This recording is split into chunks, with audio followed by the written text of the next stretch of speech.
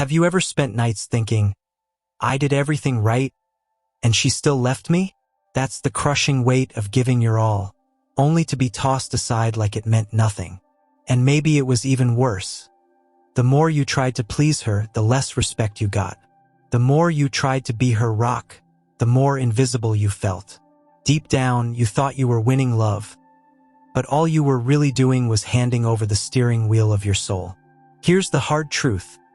Women don't care about what you do for them. They're loyal to one thing and one thing only. That brutal sting of being discarded after giving everything. That suffocating feeling of never being good enough. That loss of respect when you realize being 100% agreeable only got you sidelined. Have you ever felt any of those wounds? If you see yourself in this, stay with me. Because the problem isn't that you didn't do enough. The real trap is depending on her for your sense of worth. Carl Jung said the unconscious always exposes the truth we try to hide. You can act like the perfect man on the surface, but if underneath you radiate insecurity and neediness, she'll feel that energy louder than any gift or promise. And here's the key. Women's loyalty doesn't come from stacked up efforts. It comes from the emotional field you hold.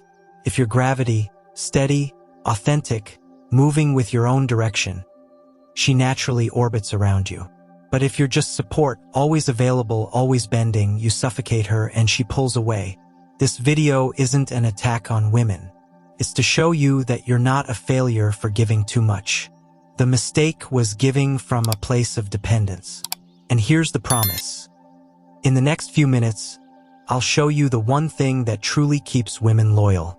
Once you get this, rejection turns into clarity, and that old feeling of not being enough gets replaced by a quiet strength no one can take from you. First, we need to understand why do so many women walk away from so-called nice guys, the ones who bend over backwards doing everything for them? The answer might sound unfair, but it's pretty clear. Effort alone doesn't cut it when there's no emotional presence. A man who's constantly trying to please is, without realizing it, broadcasting insecurity. Every gesture, every favor, every sacrifice carries this silent plea. Look how much I do for you. Don't leave me. And that vibe doesn't inspire admiration, it feels heavy. That's why so many men walk out of a breakup crushed, thinking, but I gave her everything. The problem is, giving everything doesn't mean you gave what actually matters. What holds a woman's loyalty isn't just a list of nice actions. It's the experience she has by your side. If that experience feels like anxiety, pressure, and neediness, she'll leave, even if you showered her with gifts, favors, and proof of devotion. Now, check out the contrast. A simple man who doesn't try to buy love, who isn't begging for validation, but who radiates steadiness. He doesn't cave to everything, he doesn't bow to the fear of losing. Instead, he offers something way rarer, peace. A woman feels like she can breathe next to him, because there's no hidden debt to pay, just a calm presence. That's the kind of man who, without trying so hard, naturally wins what the nice guys lose precisely because they push too much. At the core, the logic is tough but freeing. Women aren't loyal to what you do, they're loyal to how you make them feel. What sticks isn't the size of the gesture, but the energy behind it. When you radiate clarity, confidence, and lightness, she connects with you. When you give off neediness, desperation, and lack of grounding, she pulls away. It's inevitable. Carl Jung nailed this dynamic long ago. People don't bond to what's done on the surface, but to the unconscious energy behind it. He put it like this: until you make the unconscious conscious, it will direct your life and you will call it fate. Translation: no matter how many good deeds you stack up, if they're driven by fear, insecurity, or the hunger for approval, she'll feel it. And that invisible atmosphere is exactly what decides whether a woman feels safe or suffocated around you. Jung also tied this into his idea of anima and animus, the feminine and masculine energies within each of us. When a man's cut off from his own center, chasing outside validation he can't find within, He becomes trapped in the anima projected onto the woman. In plain English, he makes her his only source of meaning, and that dependence drains respect. But when a man integrates his own energy, he becomes whole. And in that wholeness, he inspires true loyalty, not because he begs for it, but because he naturally commands it. And here's the million-dollar question. If it's not your actions, then what really holds a woman's loyalty? The answer rests on 4 pillars, and they're not the obvious ones. Most guys only figure this out after they've already lost her respect and affection. The first pillar is the feelings you generate.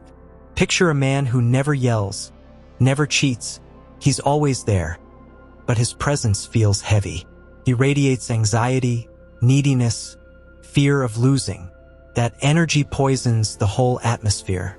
On the flip side, another man, who might mess up sometimes but brings calm, humor, and steadiness, makes her want to stay. It's not about perfection, it's about the emotional climate you create. The second pillar is mission. This is where most men trip. They make the woman their only purpose in life. Sounds romantic on paper, but in reality it suffocates her. It's like she's stuck in a world that's too small. But when a man shows he's got something bigger, building, growing, leaving a legacy, serving, she feels proud to walk beside him. She doesn't want to be the mission. She wants to feel like she's part of the journey. The third pillar is boundaries. Too many yes kill respect. Think of the guy who agrees to everything. He loses his own voice. That attitude doesn't inspire admiration. It sparks pity. A man who stands by clear limits, who knows what he'll tolerate and what he won't, sends a silent but powerful message: I respect myself. And only a man who respects himself can be respected. That kind of strength is rare, and that's why it's magnetic. The fourth pillar is balanced masculine energy. It's not about dominating, it's not about controlling. It's about being a center of gravity. Even when chaos hits, you project direction and clarity. That doesn't mean you don't feel emotions, it means you don't drown in them. When she sees you don't collapse in the storm, trust is born. And that trust is stronger than any gift or grand gesture. If you face challenges in relationships and you feel comfortable, drop your story in the comments. Your experience could help somebody else here. And if this message clicked with you, hit that like button and subscribe to the channel. In the last point, we saw that women's loyalty rests on 4 invisible pillars: feelings, mission, boundaries, and masculine energy. Now comes the part most men don't get: women's tests. Jung already said the feminine psyche looks for coherence, not as some manipulative game, but as a survival instinct. She needs to feel whether your presence is solid or if, behind the pretty words, there's just fear and insecurity. Think about it. If your love comes from need, she doesn't feel peace. She feels pressure. It's like someone who doesn't love you, but just loves the feeling of not being alone. That weight creates anxiety because she senses the bond isn't a choice, it's dependence. That's why the tests show up: little provocations, moments of contradiction, calculated silences. It's not drama. It's her unconscious way of checking if you stay whole even when she's not feeding your ego. Here's a clear example. Don't just be emotional support, be emotional gravity. Supporting someone matters, but there's a difference between carrying them on your back and being the steady anchor that keeps things aligned. The first drains you, the second inspires trust. That's why when a man turns himself into a crutch, she pulls away. But when he holds his ground as the center of gravity, she feels relief because she's not stuck being the foundation of the relationship. Now picture the classic mistake. You made her your mission. You put her on a pedestal, rearranged your whole life to please her, and suddenly she lost interest. Sounds unfair, right? But it's simple. She doesn't want to be your north. She wants to walk next to someone who already has direction. When you hand over the steering wheel of your soul, she instinctively feels the car has no destination, and nothing scares her more than depending on a man who doesn't know where he's going. The best way to see this is through an analogy. Imagine a woman as a compass. A compass doesn't respond to the image you fake, but to the real magnetic field you give off. No amount of nice guy theater can cover up desperation inside. The needle always points to your true energy. That's why the tests exist. They're her unconscious way of checking if the north you're showing is genuine or just an act. Picture this. She comes home after a heavy day. The insecure man will pretend everything's fine, maybe force a smile, hide his own worries. Yet his energy betrays him. The man who lives in truth looks her in the eyes and says, "Today was tough for me too, but we'll get through it together." He doesn't need to play superhero or fake perfection. He's real. And that raw authenticity is exactly what builds trust. Now imagine a heated argument. She throws a sharp comment and he feels the sting. The man chasing perfection either swallows it and shuts down, or explodes trying to prove he's right. The true man takes a breath, faces it, and says, "That hurt, but I want to understand what you meant." He doesn't run from pain, and he doesn't lose his clarity. To her, that feels like stability, someone who doesn't crumble when the waves rise. Another common scenario, money. She questions a financial decision.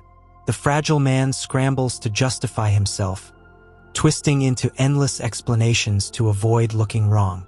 The strong man admits, "You're right about that point. Here's how I plan to fix it." He shows vulnerability without losing leadership. For her, it's irresistible to see someone who doesn't hide behind ego, but takes responsibility while staying in command. And what about when she's emotionally overwhelmed? Maybe she cries without reason. Maybe she lashes out over small things. The man acting perfect tries to fix her, give quick solutions, or even make jokes to lighten the mood. The man rooted in truth and strength simply stays present. He holds her hand, listens, breathes with her. He doesn't try to erase her emotions. He shows he can carry the weight without breaking. That presence creates a rare kind of peace. Take another real-life example, planning a trip. She's anxious, worried about delays, hotels, things going wrong. The man who needs to look perfect promises control over everything. But the moment something slips, he falls apart. The authentic man admits, "Problems might come up, but we'll handle them as we go." Truth is in recognizing there are no guarantees. Strength is in showing direction anyway. For her, that's worth more than any flawless promise. And that's why, in the end, it's not isolated actions that keep her loyal. It's not the fancy dinner, the flowers, or the rehearsed words. What keeps a woman by a man's side is feeling that, even imperfect, he's real and steady. That he can make mistakes without falling apart, feel without losing control, love without erasing himself. This fusion of truth and strength is the final foundation of loyalty. At the end of the day, women don't stay with the man who does the most. They stay with the man who makes them feel the most. It's not about gifts, favors, or endless sacrifices. It's about the emotional atmosphere you create when you're by her side.